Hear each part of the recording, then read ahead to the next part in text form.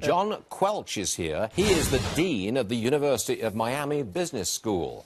He's going to shake things up, isn't he? Good morning, Stuart. I think he is. Truth to power, perhaps. And you like the idea of him shaking things up amongst the elites? I think it's very important that the president go into this forum and speak exactly his mind. Meanwhile, remember that he's taking a very important and substantial entourage of cabinet secretaries with him who behind the scenes are going to do all sorts of private meetings with major corporate leaders, international elite leaders, reassuring them as best they can. But in the public forum, I think the president is going to speak truth to power. Now, I know that you've paid very close attention to the trade talks with China. That's very much an area of yours. Do you expect a resolution, a deal coming out of these talks 90 days? I expect an interim deal, but I do not expect a complete resolution. What's an interim deal? An interim deal is probably going to have a roadmap that's much more explicit than anything we've seen before regarding IP protection, regarding forced technology transfer, and regarding a level playing field for investments in the two countries. The Chinese cannot give all of that up in 90 days, but I do believe that there will be an articulation of a roadmap towards resolving these kinds of issues. That would be a win for President Trump. The way you've described it, that's a win for Trump. I would say it's a win for Trump. I'd say it's also a win for Xi Jinping, and also a win for the global economy. How will Xi Jinping, how will he portray this as a win for him? Granted, the man has to save face, yes, but how would that be a win? Because from the Chinese point of view, many Chinese would look at any destabilization of this very important trade relationship with the United States as something that is going to upset consumer confidence in China. And if there's one thing that the Chinese Communist Party cannot afford to have happen, it's for consumer confidence to be upset. That is because consumption, domestic consumption, is so important to the restructuring of the Chinese economy at this point. So you would say, John, that Trump's very hard line, tariffs, tariffs, more tariffs if you don't get along, that's justified. You believe that? There is a strong argument in favor of calling China out.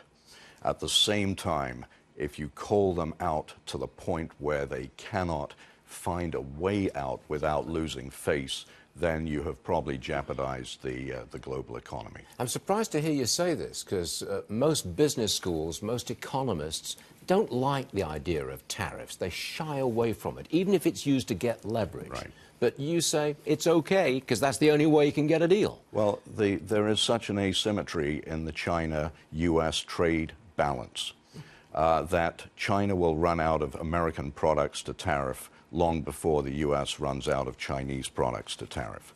That asymmetry favors the United States. Okay.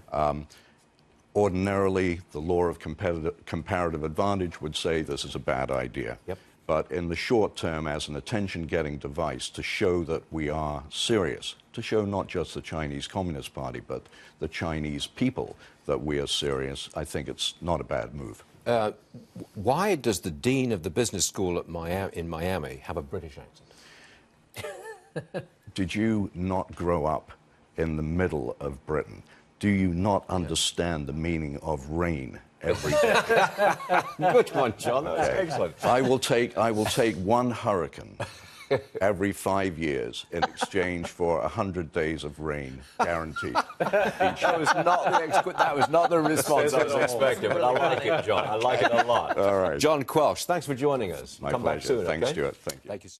Holding on to a modest rally this Monday morning. We're 83 points up for the Dow, and a majority of the Dow 30 stocks are in the green. Well, our next guest, he came to us with what was a very bold prediction. He said China's President Xi Jinping will make a surprise visit to Davos this month, where he'll appear on stage with President Trump and announce a big trade deal. That's a bold prediction. John Quelch is the dean of the Miami Business School, and he made that prediction. John, are you walking it back? I'm not walking it back entirely, Stuart. I think it's absolutely essential these two leaders come together and resolve what can be, if it's not resolved, a tremendous threat to the global economy. And I'm not sure that they're going to be far enough along to justify both of them appearing on stage. But I believe that a lot more progress is being made a lot quicker than we're being led to believe.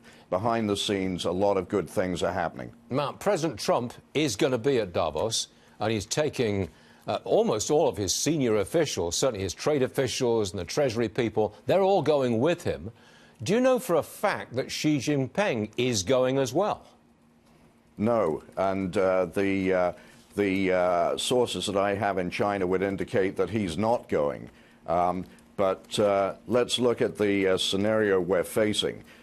Both of these leaders need economic growth. Both of these leaders are facing economic uncertainty. This is the most important bilateral relationship in the world. It is essential that this trade spat not escalate further. Otherwise, the impact on the global economy will be extremely negative, as we all understand. I would love to see enough progress be made within the next 2.5 weeks for there to be some sort of announcement of an interim resolution in Davos. Whether it's at the level of the two presidents, I'm not sure that there'll be enough ready to announce at that point. But I do believe that there will be some announcement either by our president or jointly by Bob Lighthizer, the USTR, and his Chinese counterpart.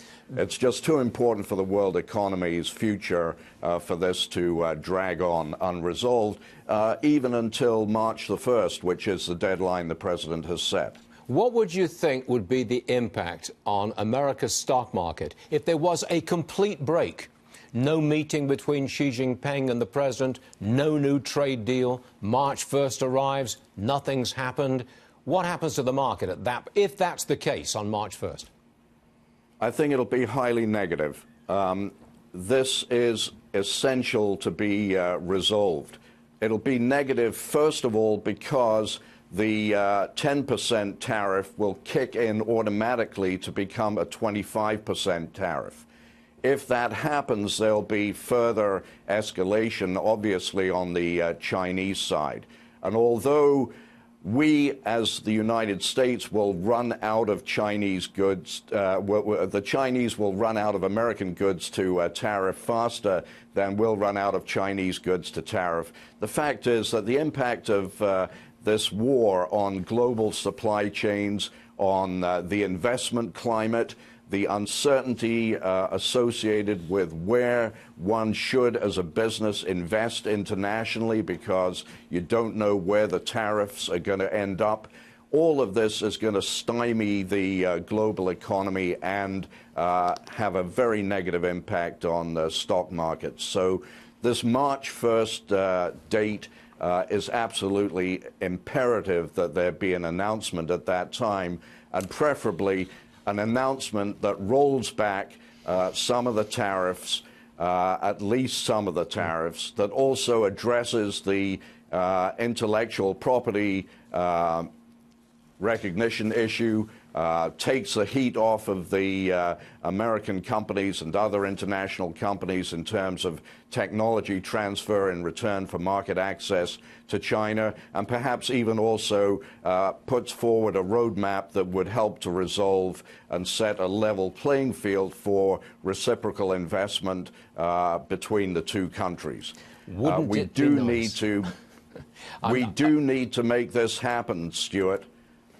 But whether it happens or not, we simply don't know at this point. But all eyes on Davos. Let's see what turns up there.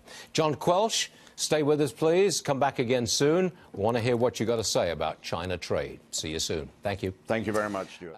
Let's bring in our guest, John Quelch, who is the Dean of the Miami Business School at the University of Miami. But he is with me here in Hong Kong today. John, it's great to have you on. Good morning, We've got Akiko. that March 1st deadline coming up. Looking at your notes here, you say a 60% chance of a deal, 40% chance of a no deal. Suggests to me that you're a bit more optimistic than maybe some other guests we've spoken to.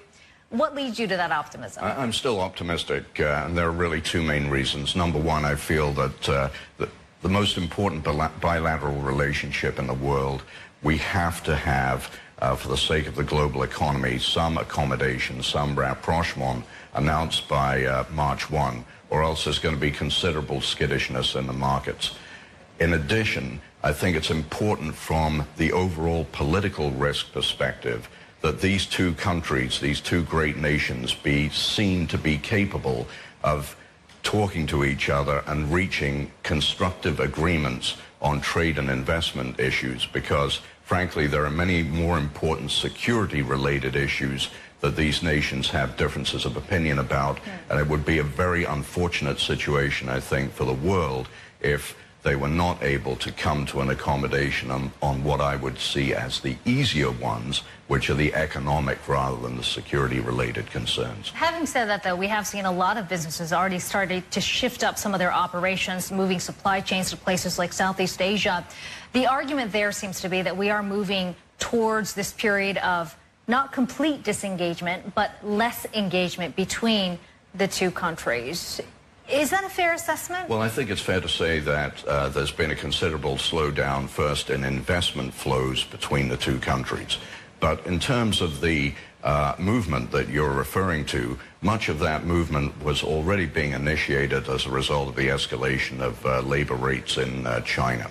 It is the case that we have companies now doing significant contingency planning, because obviously when you do not know what the tariff regime is going to look like, you cannot make good investment decisions for the long term. So there is a lot of hedging of bets.